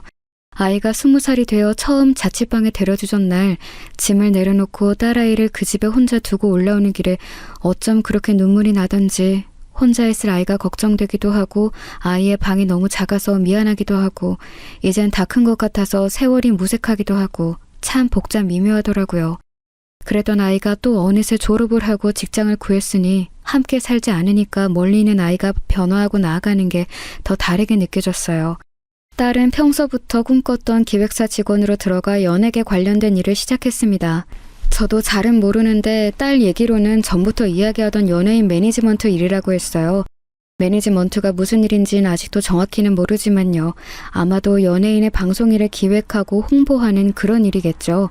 그 일은 제 예상대로 쉽지 않아 보였습니다. 야근이 굉장히 잦을 정도로 업무도 많고 스트레스를 많이 받는 것 같았어요. 그럼에도 딸은 그 일이 좋다고 하더라고요. 단순한 사무직이 아니라 일을 하는 재미도 있고 자신이 이뤄낸 결과를 보며 좋아해주는 사람들을 보면 보람도 있다고요. 저는 딸이 좀 쉬운 일, 열심히 노력하지 않아도 되는 일, 애쓰지 않아도 되는 일을 하길 바랬지만 그래도 그게 딸이 원하는 일이고 그 일을 하고 있으니 다행이다 싶었습니다. 취직을 한 지 2년 후쯤 딸이 슬며시 결혼 이야기를 했습니다. 원래 주말마다 집에 내려오던 딸이 언젠가부터 내려오는 횟수가 적어졌거든요. 일이 바쁜가 싶었는데 알고 보니 만나는 사람이 생겼던 거였더라고요. 저에게 슬그머니 남자친구 이야기를 하는데 생각보다 진지하게 만남을 이어가고 있었어요. 나보다 3살 많은 사람인데 홍보 대행사 대표야. 유머러스하고 밝아. 나 좋다고 쫓아다니던 사람인데 처음에는 분명 관심 없었거든? 그런데 한 6개월을 쫓아다니더라고. 맨날 선물 공세에 편지 주고 찾아오고 연락해오고. 그러니까 사람 마음이 정말 움직이긴 하더라. 엄마, 이렇게 나 사랑해주고 잘해주는 사람이면 그냥 결혼까지 해도 되지 않을까 싶어. 사랑받으며 살 수 있을 것 같다는 그런 확신이 들거든. 딸을 그렇게나 사랑해주는 사람이라는데 사랑받는 느낌이 들게 해준다는데 제가 더 할 말이 있을까요? 다만 딸아이가 취직한 지 얼마 안 되었고 요즘 시대에선 빨리 결혼하는 추세가 아니다 보니 조금 더 신중하게 생각하길 바랬습니다. 조금 더 남편과 제 곁에 아이로 남아줬으면 좋겠다는 생각도 들고 결혼 전에 자신이 좋아하는 일에 대해 조금이라도 더 경험을 갖는 게 낫지 않을까 싶었어요. 저 또한 결혼으로 인해 경력이 단절되었고 그때 조금이라도 더 늦게 식을 올리는 게 좋지 않았을까 하는 아쉬움이 있었거든요. 딸에게 이런 저의 걱정을 내비추니 충분히 이해하고 공감한다고 말해주더군요. 그러면서 엄마 말대로 더 신중하게 생각해보겠다고 했습니다. 그런데 그 일이 있은 지 며칠 후 갑자기 딸이 남자친구와 저희 집을 찾아뵈어도 괜찮겠냐고 묻더군요. 놀라서 정식으로 인사를 시켜주는 거냐고 물으니 그 남자애가 딸아이에게 부모님을 뵙고 싶다고 엄청 성화라는 겁니다. 딸아이가 안 된다고 몇 번을 거절했는데도 딱 한 번만 뵙고 싶다고 했다네요. 뭔 말을 하고 싶어서 저럴까 싶기도 하고 좀 대책 없는 편인가 싶어서 저도 제 두 눈으로 보고 싶은 생각이 들었습니다. 그래서 알겠다고 찾아오라고 했죠. 그런데 지나고 보니 그 선택은 악수였던 것 같습니다.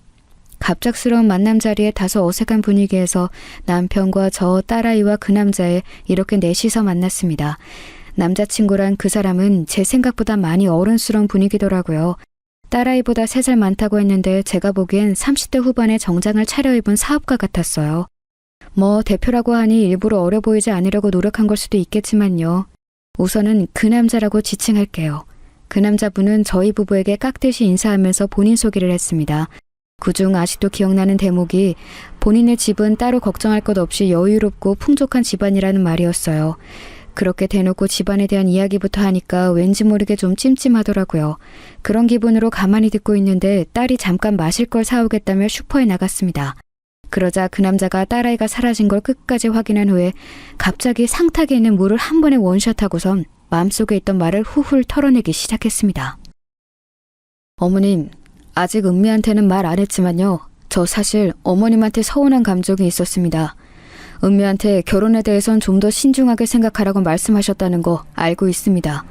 그런데 저희 이제 둘 다 어엿한 어른이고 각자의 감정에 대해 잘 알고 있거든요. 평생 함께하고 싶은 상대라는 것에도 확신이 있고요. 그런데 어머님께서 그렇게 말씀하시니 은미가 갑자기 결혼에 대해 좀 더 생각해보자면서 태도가 많이 달라졌어요. 그게 제 입장에선 좀 답답하기도 하고 당황스럽기도 합니다. 어머님이 오늘 저를 보셨으면 생각이 바뀌셨을 거라고 생각해요. 그래서 말인데 저희 결혼 허락해 주시면 안 될까요? 제가 결혼을 대놓고 반대한 것도 아니고 아무리 그렇다 한들 저를 보고 싶다고 한 이유가 이런 서운함에 대한 투정이라니 정말 어이가 없었습니다. 그때 마침 들어온 딸아이가 가라앉은 분위기를 보면서 무슨 일이냐고 묻더군요. 내가 뭐 죄를 지은 것도 아니고 할 말은 해야겠다 싶으니 말할게요. 난 결혼을 반대한 적 없고 일생의 반려자를 정하는 가장 큰 일을 신중하게 여기라고 한 것뿐이에요. 그걸 가지고 나한테 서운하다느니 결혼을 허락해 달라느니 말하는 건 잘못됐다고 생각해요.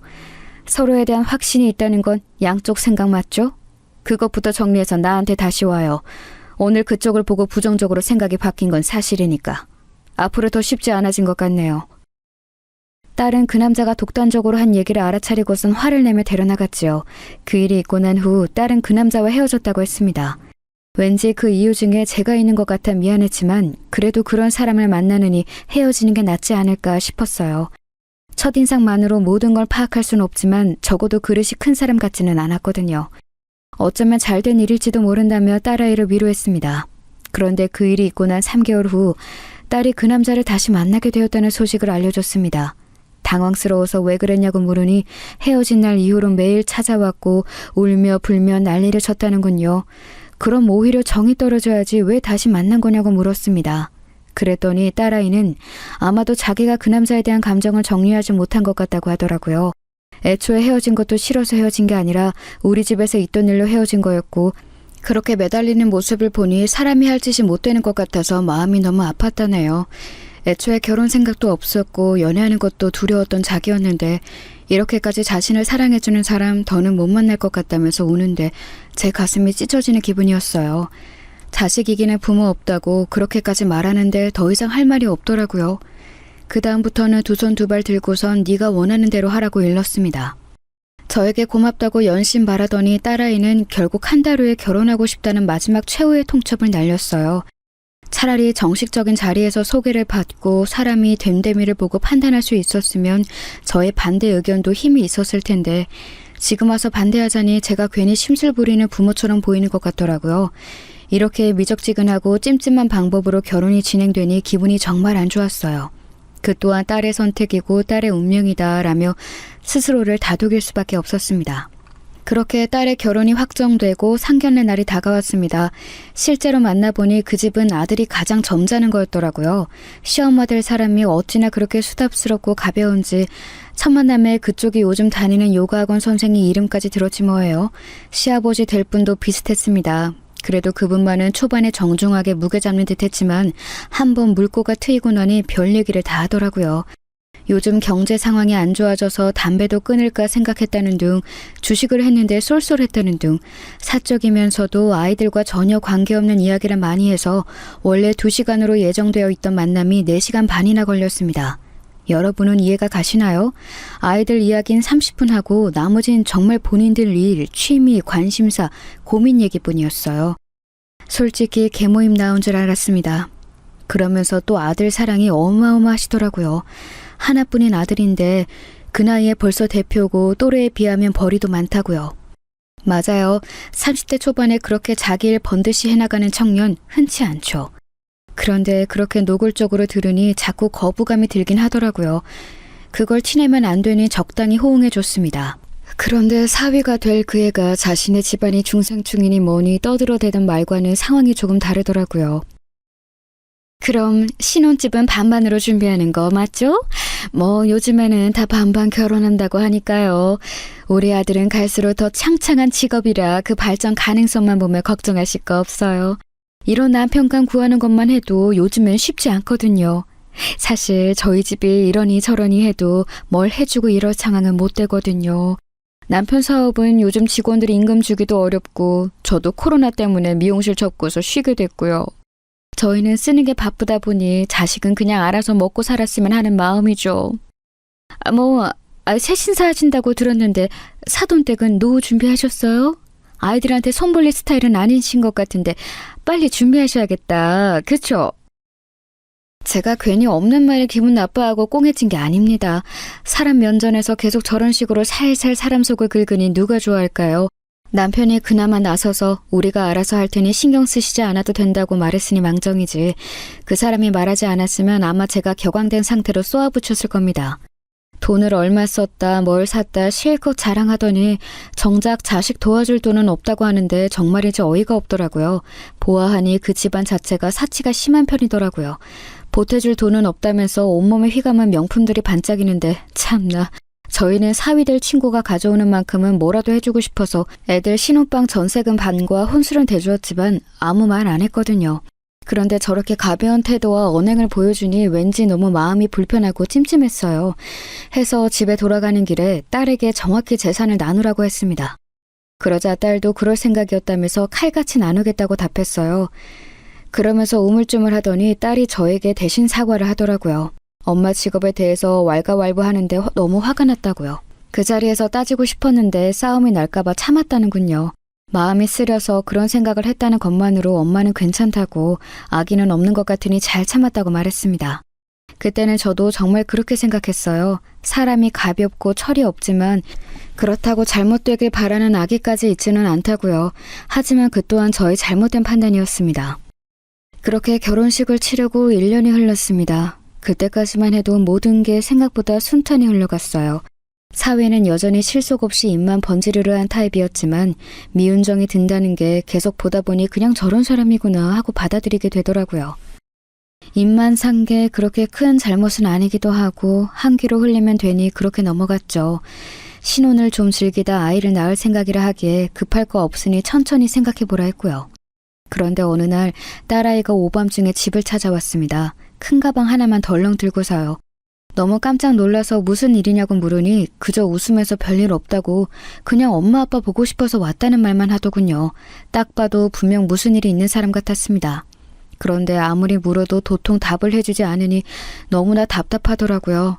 짐까지 싸들고 나온 걸 보면 부부싸움인 것 같은데 그럼 더 이상 캐물으면 안 되겠다 싶어서 그냥 두었죠. 그 일이 있고 난 후 몇 번을 더 집을 찾아왔어요. 그때마다 아무 말 없이 자기 방에 들어가 자고 출근하고 퇴근하고 짐을 싸서 다시 나가길 반복했죠. 여전히 아무 말 하지 않았고요.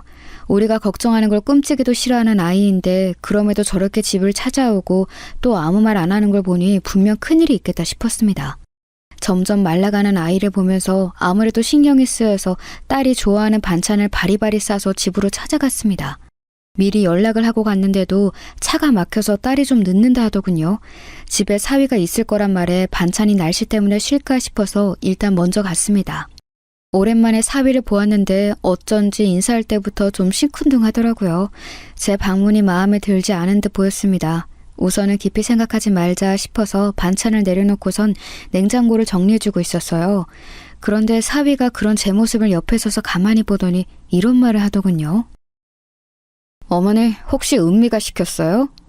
이러면 제가 신경 쓰고 마음 불편할 것 같아서?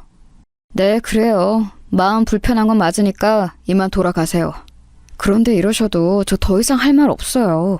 이미 할 만큼 했으니까 뭘 더 하라는 얘기예요? 지금 무슨 소리 하는 거야, 이서방? 은미가 뭘 시켜? 내가 굳이 자네 신경 쓰게 할 이유가 뭐가 있어? 제가 아예 모르는 눈치이자 사위가 금세 당황하는 겁니다. 이게 다 무슨 소린가 싶었어요. 그때 딸아이가 급히 안으로 들어왔습니다. 저는 속이 너무 답답한 나머지 곧바로 딸에게 물을 수밖에 없었어요. 이서방이 무슨 말을 하는데 난 하나도 못 알아듣겠네? 둘 사이 무슨 일이 있는 거야? 아니, 무슨 일인 것까진 말 안 해줘도 돼. 그래도 이런 모습 보고 있는 건 너무 걱정되고 마음 쓰여. 얼른 해결을 하고 정리를 해야지. 뭐 하는 거니? 어머님, 아까는 제가 말 실수한 거예요. 별일 없습니다. 걱정 끼쳐드려서 죄송해요. 그냥 사소한 일로 다툰 건데 은미랑 잘 해결해 볼게요. 사위가 말을 끝내자마자 가만히 듣고 있던 딸이 사위의 뺨을 때렸습니다. 갑작스럽게 일어난 일에 놀라서 저는 그 자리에 얼어붙을 수밖에 없었어요. 사위는 벌겋게 변한 뺨을 부여잡고 무슨 짓이냐며 큰 소리를 냈습니다. 그러자 딸이 충격적인 이야기를 꺼내기 시작했어요. 뭐? 사소한 일? 별일 없어? 네가 인간이면 최소한 우리 엄마 앞에서 실수 같은 거 하면 안 되지. 더 고개 숙이고 좋아하려 하지. 엄마, 이 사람 바람 폈어. 그것도 술집에서 만난 여자들 3명이랑. 아니, 혹시 모르지. 나한테 들킨 거 말고 더 있는지도. 그렇게 여자들 만나서 히히덕거리면서 나한테 사랑한다 말하고 나밖에 없다고 말했어. 이게 정상이야, 엄마? 내가 미안하다고 사과했잖아. 몇 번을 사과하고 무릎도 꿇었잖아. 그런데 이렇게까지 해야 해? 어차피 너도 이대로 이혼하면 손해 아니야? 돈도 잃고 직장 가봤자 이혼녀 타이틀만 얻는 거잖아. 나도 할 말 많은데 여태까지 참은 거란 생각 안 해? 솔직히 너도 나 아니면 결혼 같은 거 생각 없다고 했고 만나고 싶은 사람도 없었다며. 막말로 그럼 내가 너 걷어준 거 아니야? 그럼 대충 눈 감아줄 수도 있잖아. 사업하면 잠깐 그럴 수도 있는 건데. 그 말을 들은 전 곧바로 주위에 보이는 짐 전부를 집어들고 사위에게로 던졌습니다.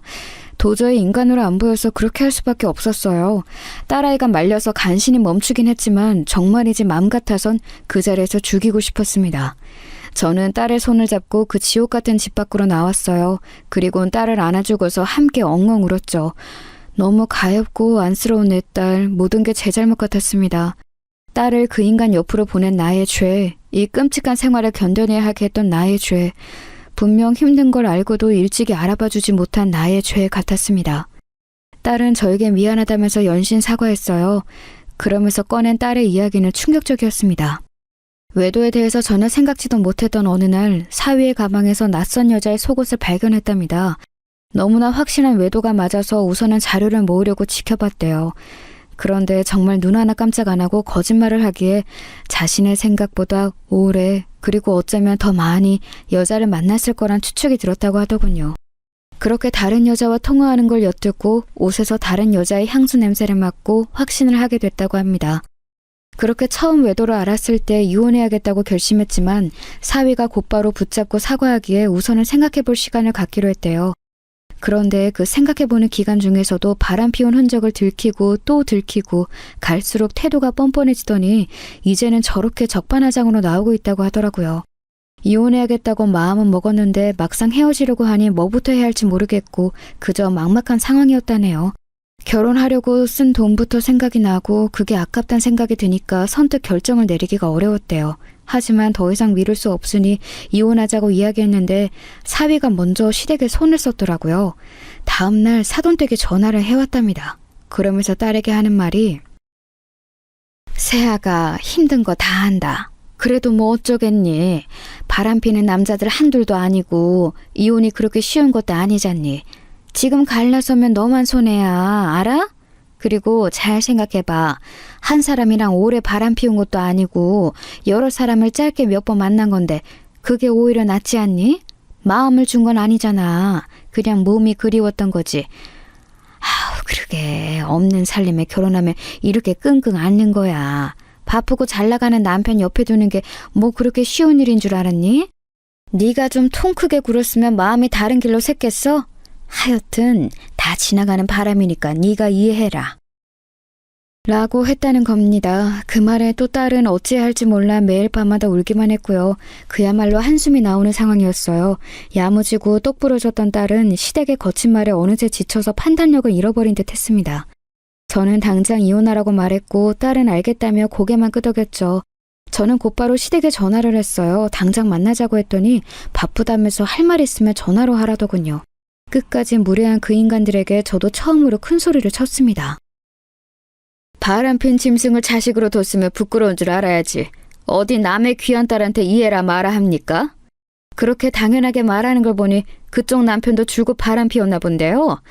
그런데 어쩌나 우리 집안은 그런 파렴치한 집과는 거리가 멀어서 애들 당장 이혼시키고 다시는 보지 맙시다. 당신 같은 집안과 엮인 게 너무 수치스러우니 조용히 갈라서게 하세요. 또 방정 떨지 마시고. 제 할 말만 하고 전화를 확 끊어버리니 화가 났는지 계속 전화가 오더라고요.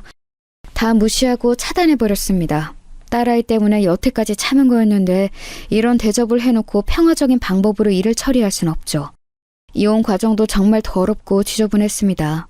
사위, 아니 이제 다시 그 남자라고 하죠. 그 남자가 딸아이에게 다시 매달리면서 이혼하기 싫다고 어찌나 난리를 치던지요. 딸아이는 이번 일의 여파로 인해서 회사까지 그만두고 저희 집에 와 있거든요. 그러자 저희 집 앞까지 찾아와서 고래고래 소리를 지르고 요란 법석을 떨더라고요.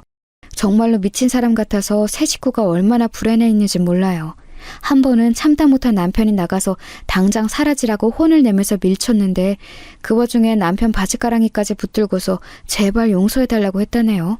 확실히 정상이 아니죠.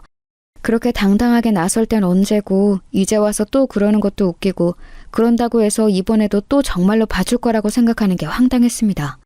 아주 상습범이 따로 없었어요. 딸이 신경 쓸까 봐 말하진 않았지만 한 번은 제가 일하는 목욕탕 앞에까지 찾아왔더라니까요. 깜짝 놀라서 그냥 쳐다보니 다가와서 그러더군요. 어머님, 제발 음미 좀 설득해 주세요. 아니, 어머님이 저 좀 용서해 주세요. 저 정말 마음 고쳐 먹었어요. 헤어지고 나니까 제가 정말로 사랑했던 사람은 음미뿐인 거 이제 알았어요. 이렇게 헤어지니까 정말 너무 힘들고 숨쉬고는 못 살 지경이에요. 다시는 한눈 팔지 않고 음미만 바라보며 살게요. 네? 제 앞에서 헛소리만 하길래 목욕탕에 들어가서 물 한 바가지를 가져와 얼굴에 뿌려버렸어요. 다시는 찾아오지 말라고. 지금까지는 그나마 남은 정 때문에 봐준 건데 한 번만 더 찾아오면 경찰에 신고하겠다고 말했습니다. 경찰이란 말이 나와서 그런 건지 그때부터 안 오더군요. 정말 끝까지 추잡스럽고 한심하더라고요. 그 일이 있고 난 후 딸은 저희의 보살핌 아래서 조금씩 나아지게 됐어요. 함께 여행도 가고 바람도 쐬러 가면서 휴식 시간을 가졌더니 점차 잘 웃고 말도 잘하게 되더라고요. 그렇게 두어 달을 쉬다가 다른 회사에 취직도 했습니다. 전보다 훨씬 더 좋은 회사고 복지나 급여 부분에서도 더 좋다고 하더라고요. 정말 다행이었죠. 이제 다시 좋아지려고 다시 행복해지려고 모든 일이 풀리나 싶었습니다. 와중에 그 남자가 자신을 잊었냐며 몇 번 문자를 보내왔다는데 그게 싫어서 이젠 아예 번호도 바꿔버린 듯 하더라고요. 거리가 좀 멀어도 당분간은 집에서 왔다 갔다 하며 회사를 다니기로 하고요. 그렇게 3개월 정도가 흘렸을 무렵 집으로 꽃배달이 하나 왔습니다. 사실 너무 놀란 채로 받았어요. 또 그 미친 남자애가 선물을 보내온 걸까 봐요. 그럼 곧바로 찢어버리려는 마음으로 확인해 보았는데 다행히도 모르는 사람 이름으로 온 선물이더라고요. 퇴근한 딸에게 물어보니 아는 사람이 자기를 마음에 들어해서 선물을 주는 거라 하더라고요. 듣자 하니 지금 다니고 있는 회사의 대표라는 것 같았습니다. 대표인데 미혼에 젊어서 인기가 좋은 사람이라 하더라고요. 그런데 회사에서 몇 번 본 이후로 자신에게 마음을 표현하기 시작해서 사장과 직원 관계에 좀 불편하다 하더라고요. 게다가 이젠 자신을 좋다고 하면 오히려 거부감이 든다면서 이번엔 그냥 못 본 척 넘겨버리겠다고 하더군요. 부모의 마음으로써 딸이 다른 더 좋은 사람을 만나서 상처로 회복하길 바래왔죠. 하지만 이번엔 딸의 말이 이해가 갔어요. 쉽게 마음을 주는 것도 어려울 테고 애정 공세를 보이는 행동도 전 남편과 같아서 기시감이 드니 더 불편한 것도 있었겠죠. 이제는 그저 시간이 약이라는 생각에 딸아이가 하고 싶은 대로 두기로 했습니다. 그 뒤로 몇 번 더 선물이 왔고 아마 익숙하게 받는 걸 보니 뭔가 진전이 있는 듯 했지만 물어보진 않았죠. 그렇게 안정을 되찾을 무렵 저도 늘 똑같이 일터로 출근한 날이었어요. 가보니 어쩐지 익숙한 사람이 의자에 앉아있더라고요. 전 사돈댁이었습니다. 목욕탕에서 일하는 15년 동안 그렇게 화려하고 풍성하게 꾸민 머리에 화장을 하고 들어온 사람은 처음이었을 거예요. 다리를 척 꼬고서 저를 올려다보던 그 눈빛, 영락없이 그 여자였죠. 어머, 이게 누구야? 사돈댁 아니에요? 너무 오랜만이다. 이쪽에서 일한다고는 들었는데 이 집일 줄은 몰랐네. 나도 오랜만에 때 좀 밀려고 하는데 부탁해도 되죠? 아무리 일이라고는 하지만 그래도 껄끄러우실까봐. 누가 봐도 제 기분을 망치려고 온 사람이었는데 그 도발에 넘어가는 게 싫어서 알겠다 했어요. 뭐가 그리 좋은지 연신 저를 보며 웃더군요. 최대한 침착하자라는 마음으로 준비해서 똑같이 일했어요. 그런데 참 역시나 그게 목표가 아니어서 그런지 혼자 계속 떠들어대더군요. 제가 열받을 말만 골라서요. 일부러 세게 미는데도 아픔을 참는 건지 아님 너무 오래 묵힌 때인 건지 잘만 참고서 얘기를 이어가더라고요. 아니, 좀 궁금하긴 했어요. 우리 아들은 이제 싹 다 잊고 새 출발했거든요. 애가 워낙 근면성실하다 보니 일도 너무 잘 풀리고 있고 앞으로 또 잡힌 계획도 많더라고요. 사이언기업 들어보셨죠? 그 외 있잖아요. 연예인들이 자주 홍보하는 곳. 거기랑도 새 프로젝트 하려고 준비한다 하더라고요. 우리 아들은 일낼 줄 알았다니까. 눈치 없이 자랑이 너무 길었나? 그래서 그쪽 딸은 아직도 거지처럼 지내요? 거지라는 말을 듣는 순간 저도 모르게 그 여자의 머리를 내리쳤습니다. 악하고 비명을 지르는데 주위 사람들이 다 쳐다볼 정도였죠. 다행히도 마침 옆에 지나가는 사람이 있었어서 그 사람이 팔을 치는 바람에 한 실수였다고 둘러댈 수 있었어요. 그러자 그 여자 얼굴이 아주 불에 탄 듯이 붉어지더라고요. 그 얼굴을 보며 저는 편안히 말했습니다. 다행히도 우리 딸도 잘 지내요. 그런데 아무리 악연이라 해도 연은 연인가 봐요. 우리 딸이 새로 들어간 회사가 사연기업이거든요. 어쩜 이렇게 만난다. 아참, 그리고 거기 대표랑 재혼했어요. 부럽죠? 웃으면서 이 말을 하니 그 여자가 정말 뒷목을 잡으면서 곧바로 일어나더군요. 저에게 말도 안 된다면서 어떻게 제 딸 같은 이혼녀가 그 대기업 대표랑 재혼을 하냐며 큰소리치면서요. 저는 다행히도 우리 집으로 배달 왔던 꽃편지에 적힌 이름을 기억하고 있었죠. 그 회사 대표 이름이 박선우잖아요. 미혼의 젊은 대표. 우리 집으로 자주 선물도 보내요. 보여드려야 믿을 텐데 또 보여주기는 싫네. 하여튼 그렇게 알고 있어요. 곧 재혼할 텐데 축의금은 안 보내도 돼요. 결혼할 때 거지처럼 돈 한 푼도 안 보태준 집에서 벼룩에 간 빼먹는 거 나도 원치 않으니까. 마지막 말에 그 여자는 도저히 못 참겠다는 듯 씩씩거리며 목욕탕을 빠져나갔습니다. 얼마나 당황했으면 가는 길에 미끄러져 엉덩방아까지 찢더라고요. 주위에 있던 아주머니들과 아주 신나게 웃었죠. 그 뒷모습을 보며 어찌나 속이 시원하던지. 아니나 다를까 그날 저에게 모르는 번호로 문자가 왔더라고요. 거짓말하니까 기분 좋냐? 한심한 여편네 라고요. 그래서 조용히 딸이 받았던 꽃다발과 카드를 찍어서 보내줬죠. 그러자 답장이 없더라고요. 거짓말이면 뭐 어떤가요? 진짜로 딸이 재혼이라도 할까봐 그날부터 전전긍긍하면서 배 아파할 텐데 저는 그거면 충분해요. 기분이 좋아져서 그날 있던 일을 곧바로 딸과 남편한테 이야기해 주었는데 딸은 그저 웃고 남편은 못마땅해 하더라고요. 뭐하러 그런 거짓말까지 했냐고요. 남편이 제게 핀잔을 주자 딸이 제 편을 들면서 그 거짓말을 현실로 이루어져야 속이 더 시원할 것 같다고 하는 겁니다. 그 대표랑 진짜 만날 거냐고 물으니 아직은 모르겠다고 모호하게 말했지만요. 다만 그 전 남편과 하는 프로젝트는 막을 수 있을 것 같다고 하더군요. 그렇게 될지 안 될지는 모르겠지만 듣기만 해도 제 몇 년간 묵은 한이 내려가는 기분이었어요. 그런데 일주일 후에 정말 속 시원하게도 그 남자가 딸아이 회사와 진행하던 일이 엎어졌다는군요. 이래서 사람이 죄짓지 말고 잘 살아야 하나 봅니다. 자신이 한 일이 이렇게 돌아올 수 있다는 걸 그 사람도 뼈저리게 느꼈으면 좋겠네요. 그 일이 있던 날 밤 남편이 제 손을 꼭 잡아주면서 얘기했습니다. 우리가 넉넉한 집안도 아니고 여유로운 형편도 아니지만 지금처럼 이렇게 정직하게 열심히 살아가자고요. 이렇게 살다 보면 분명 좋은 날이 있을 테니까 그 사실만 믿고 우리의 자리를 지키며 살아가자고 말해주었습니다. 저도 분명 가족들과 함께라면 그런 날이 올 거라 믿었죠. 딸애는 이제 곧 다시 한번 집을 나가 새로운 보금자리로 이동할 계획입니다. 자식을 내보낸다는 건 늘 한 치 앞도 알 수 없는 정글로 보내는 불안한 기분이에요. 그렇지만 더욱더 성숙해진 딸이 무슨 일이든 잘 해낼 거란 믿음이 생겼으니 전보단 편안해진 듯합니다. 일이든 사랑이든 딸의 선택이 옳은 길보단 행복한 길이었으면 합니다. 그동안 많이 힘들고 괴로운 시간들이었으니 우리 앞에 놓인 길은 평탄했으면 하는 바람으로요. 지금까지 저의 이야기를 들어주셔서 감사합니다. 좋은 하루 보내세요.